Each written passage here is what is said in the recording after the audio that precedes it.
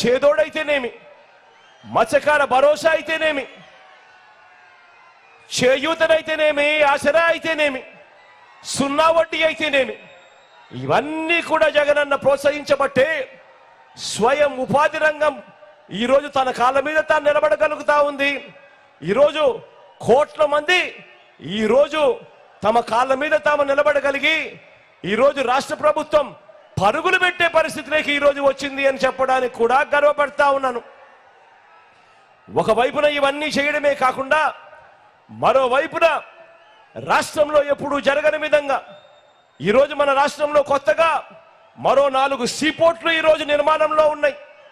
ఎప్పుడూ జరగని విధంగా ఈరోజు మన ప్రభుత్వ హయాంలోనే ఈరోజు 3 ఇండస్ట్రియల్ కారిడార్లు, 10 ఇండస్ట్రియల్ నోట్స్ కూడా ఈరోజు వేగంగా ఈరోజు పరుగులెత్తా ఉన్నాయి.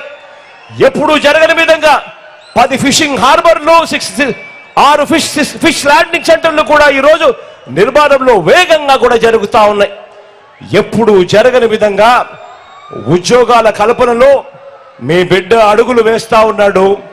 ఎంతటి వేగంగా అంటే ఈజ్ ఆఫ్ డూయింగ్ బిజినెస్ లో ఈరోజు ఆంధ్ర రాష్ట్రం దేశంలోనే వరుసగా ప్రతి సంవత్సరం నెంబర్ 1 గా ఈరోజు ఉంది అని అంటే ఏ స్థాయిలో ఉందో ఆలోచన చేయమని కోరుతా ఉన్నా. ఇక రెండో విషయానికి వద్దాం. వారు ప్రచారం చేసే ఇంకో బోగస్ రిపోర్ట్ చూద్దామా?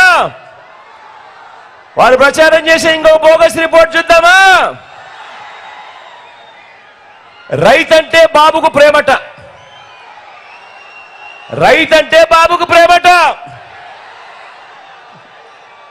నమ్ముతారా? 2 చేతులు పైకెత్తాలబ్బా. ఇలా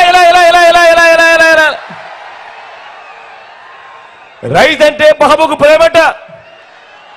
ఇప్పుడు గతంలో ఏమీ చెయ్యని బాబు రైతుకు ఎక్కువ మేలు చేస్తాడట. ఇది వాళ్ళు ఎల్లో మీడియా చంద్రబాబు నాయుడు గారు మళ్ళీ కొత్తగా చెప్తా ఉన్న మాటలు. 3 సార్లు ముఖ్యమంత్రిగా చంద్రబాబు నాయుడు గారు పరిపాలన చేశారు. 14 ఏళ్ళు ముఖ్యమంత్రిగా చంద్రబాబు నాయుడు గారు పరిపాలన చేశారు. నేను అడుగుతా ఉన్నాను, మీ అందరి సమక్షంలో వాళ్ళని అడుగుతా ఉన్నాను, రైతుకు అయ్యా చంద్రబాబు రైతుకు నువ్వు ఏం చేశావు అని అడుగుతా ఉన్నాను ఇదే సభాముఖంగా.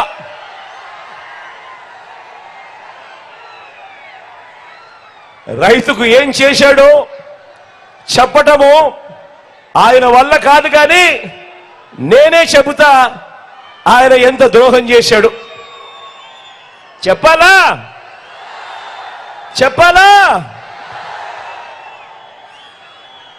ఇదే చంద్రబాబు వ్యవసాయం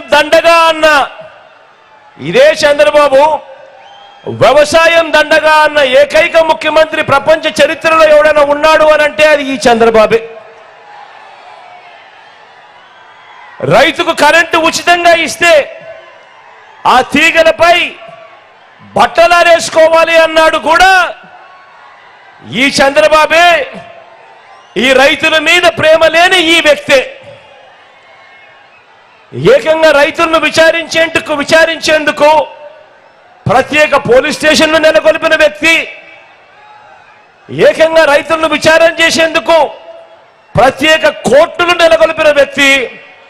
ఎవరైనా కూడా ఈ భారతదేశ చరిత్రలో ఎవరైనా ముఖ్యమంత్రి ఉన్నాడు అని అంటే అది కేవలం ఈ ఒక్క నారా చంద్రబాబు నాయుడు గారే. ఇది చంద్రబాబు నాయుడు గారికి రైతుల మీద ఉన్న ప్రేమ. సరే ఇదంతా గతం.